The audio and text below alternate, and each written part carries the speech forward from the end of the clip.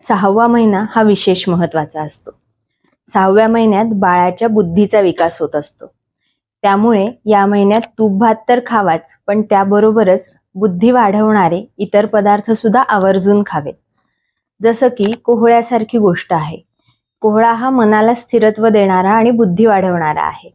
त्याच्यामुळे कोहळ्याची बर्फी, कोहळ्याचा पेठा, कोहळ्याची भाजी किंवा पराठा असे वेगवेगळे पदार्थ करून तुम्ही खाऊ शकता. 6व्या महिन्यातल्या आपल्या डेली रुटीनमध्ये एखादी इंटलेक्च्युअल ऍक्टिव्हिटी ऍड करायला विसरू नका.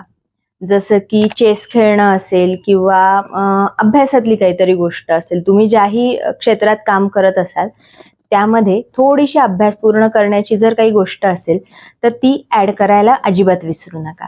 त्याचा नक्की फायदा होतो.